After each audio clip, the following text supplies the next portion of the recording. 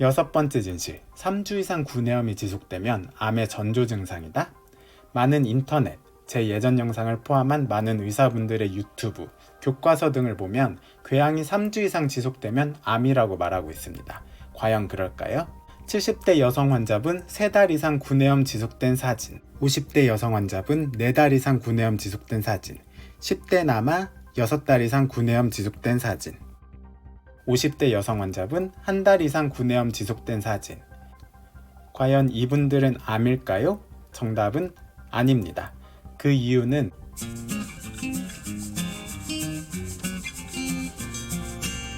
안녕하세요, 덴티장입니다. 오늘은 구내염에 대한 8가지 충격적인 오해와 진실에 대해 다루어 보도록 하겠습니다. 여기에 구내염 빨리 낫는 법과 잘못된 약 사용을 피하는 방법, 영양보충 꿀팁이 포함되어 있으니 오늘 영상 놓치지 마시고요. 바로 시작하겠습니다. 첫 번째 진실, 구내염, 자연 치유를 기다려보고 안되면 약을 쓴다? 진료를 보다 보면 구내염을 묵혀두었다가 제일 커졌을 때 약을 바르시는 분들이 많아요. 초기에 구내염이 막 나려고 할 때 바르는 것과 가장 커져서 절정에 이르렀을 때 바르는 것 중 어떤 것이 더 효과적일까요? 이는 불났을 때 초기에 진화하냐 아니면 크게 번졌을 때 진화하냐로 비유할 수 있을 것 같아요. 초기에 약 발라서 금방 없어질 것도 방치하면 약을 나중에 열심히 발라도 잘 안 없어지는 결과를 초래합니다. 구내염, 김치도 아니고 묵혀두지 말고 초기에 뿌리 뽑읍시다. 따라서 첫 번째 진실에 대한 답은 X입니다. 두 번째 진실, 양치질을 안 하면 구내염이 잘 생긴다? 비교적 양치가 잘 된 상태에서 구내염이 발생하는 경우도 있고, 반면에 양치가 잘 되지 않은 상태에서 구내염이 발생한 경우도 있습니다. 여기 치태 보이시죠? 이 두 가지 경우 구내염의 지속시간에 차이가 있을까요? 구내염은 보들보들한 점막에 생기고 이러한 치태는 치아 주변에 끼게 되는데 둘 사이에 무슨 관계가 있을지 궁금하네요.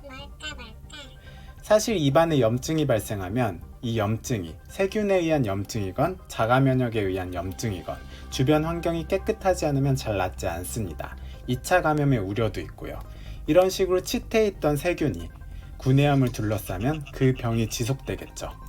사랑니 주위에 구내염이 생기면 그 주위 구강위생 불량으로 인해 잘 낫지 않는 이유도 이러한 이유 때문입니다. 따라서 구내염이 빨리 낫고 싶다면 적절한 양치질은 필수겠죠? 따라서 두 번째 진실, 양치질을 안 하면 구내염이 잘 생긴다는 O입니다. 구내염 환자와 입을 맞추면 전염이 될까요? 많은 분들이 궁금해 하셨는데요. 구내염 환자가 강냉이를 잘 털어서 키스를 하게 되었습니다. 하지만 키스를 할 때 걱정이 되네요. 입에 있는 구내염이 옮지는 않을지. 구내염 환자 키스를 하면 다음과 같이 구내염이 전염될까요? 아닙니다.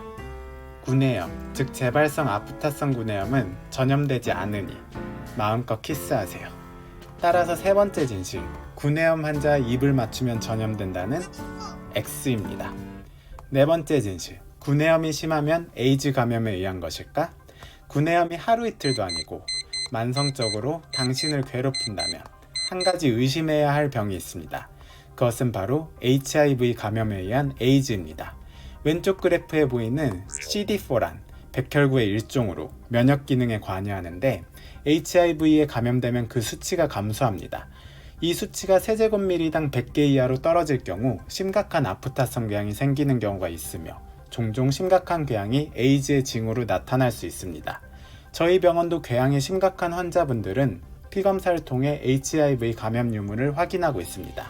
따라서 네 번째 진실은 항상 그런 것은 아니지만 HIV 감염 가능성은 무시할 수 없으므로 세모라고 할 수 있습니다. 다섯 번째 진실, 구내염이 심하면 눈이 멀 수 있다. 입에 구내염을 일으키는 많은 질환들이 있습니다.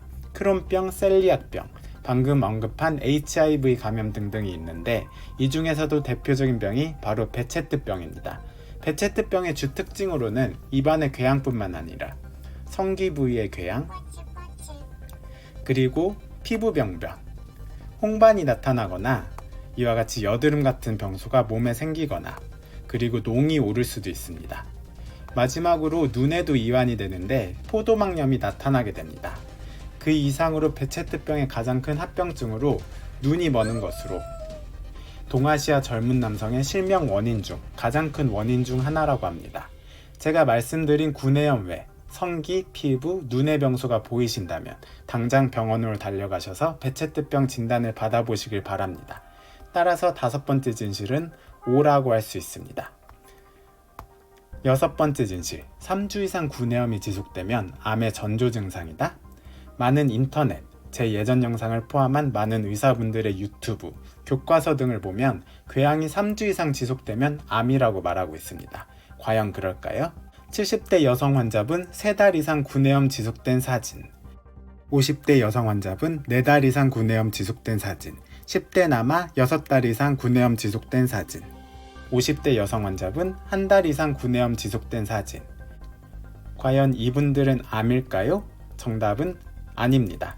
그 이유는 재발성 아프타성 구내염에는 생각보다 여러 종류가 있기 때문입니다. 대표적으로 소아프타성 궤양, 대아프타성 궤양, 포진성 아프타성 궤양이 있는데, 소아프타성 궤양 같은 경우는 우리가 흔히 겪는 구내염으로 크기가 작고 지속기간이 2주 이내입니다. 대아프타성 궤양은 전체 궤양 중 10% 내외로 크기가 매우 크고 교과서적으로 40일 정도까지 지속된다고 나와 있지만 실제 임상적으로 제가 방금 보여드린 환자분들처럼 몇 달간 지속되는 경우도 많습니다. 포진성 아프타성 궤양은 수포로 시작되는 여러 개의 작은 산발성 궤양으로 입안 어디서든 발병할 수 있고 극도로 아픈 특징이 있습니다. 나이 드신 분들한테 자주 발생하고 헤르페스 바이러스에 의한 단순 포진과는 다른 것으로 워낙 모양이 비슷해서 정확한 진단을 위해서는 병원에 내원하셔야 합니다. 보통 열이 오르는 등의 전구 증상이 있으면 헤르페스 바이러스에 의한 포진일 가능성이 높습니다. 따라서 정리하면 궤양의 경계가 비교적 명확하다면 오랫동안 낫지 않는다고 해도 대아프타성 궤양일 가능성이 있으므로 무조건 암이라고 할 수 없습니다. 따라서 정답은 X입니다. 7번째, 바이러스 원인이다? 언뜻 보면 재발성 아프타성 구내염처럼 보이지만 아프타성 구내염이 잘 생기지 않는 곳인 단단 입천장, 혀 위쪽, 입술 바깥쪽에 수포가 터지는 병이 있습니다. 이를 헤르페스에 의한 단순 포진이라고 하는데요. 언뜻 보기에는 아프타성 구내염과 유사하기 때문에 잘못된 약을 바르지 않도록 주의해야 합니다. 보통 아프타성 구내염에는 국소 스테로이드 연고 등을 사용하는데 잘못 발랐다간 오히려 면역력이 약화되어 병을 더 키우게 됩니다. 단순 포진 같은 경우는 항바이러스제를 먹거나 바릅니다. 이때 치료를 하는 시기가 중요한데 수포가 이미 올라왔을 때는 다소 늦은 편이고 간질간질 수포가 올라오려고 할 때 약을 먹어주는 게 중요합니다. 대표적인 항바이러스제인 발라시클로비어, 팜시클로비어, 아시클로비어 등이 있는데 병원에서 의사쌤이 처방해준 용량으로 타이밍 맞춰 딱 드셔주시면 됩니다. 그와 더불어 수분 보충과 휴식은 필수입니다. 처음에는 타이밍 잡기 어려운데 몇 번 재발성으로 걸리다 보면 그 느낌 아실 겁니다. 따라서 수포의 유무와 발생 위치로 구분할 수 있는 아프타성 궤양은 바이러스 원인이 아닙니다. 단순 포진과 헷갈리지 말자. 정답은 X입니다. 마지막, 영양제로 극복이 가능하다. 구내염의 원인 중 20%를 차지하는 영양 부족, 그 대표적인 영양소가 철분, 엽산, 비타민 B12가 있습니다. 그와 더불어 몸에 부족하지 않아도 그 영양소를 충분히 공급해 주었을 때 염증 반응을 줄여 도움을 주는 영양소가 비타민 C, 아연, 오메가3 등이 있습니다. 따라서 구내염 환자분들이 병원에 내원하면 피검사를 통해 몸에 어떤 영양소가 부족한지 검사를 한 뒤 부족한 영양소를 보충해주는 치료를 하는데요. 영양 보충과 연고, 가글 치료를 통해서도 개선이 안 되는 환자분들은 비타민C, 아연, 오메가3를 추가적으로 권유드리기도 합니다. 이 정도 단계에서 많은 분들이 좋아지시는 걸 임상적으로 확인해 볼 수 있었습니다. 따라서 8번째 진실은 O라고 할 수 있습니다. 다음 구내염 편에서는 아이허브에서 실제로 구내염에 좋은 영양소를 함께 골라보는 컨텐츠를 기획해 보도록 하겠습니다. 오늘 영상은 여기까지고요. 도움이 되셨다면 구독과 좋아요, 알림 설정까지 부탁드립니다. 구독은 무료입니다. 오늘 영상 시청해 주셔서 감사합니다.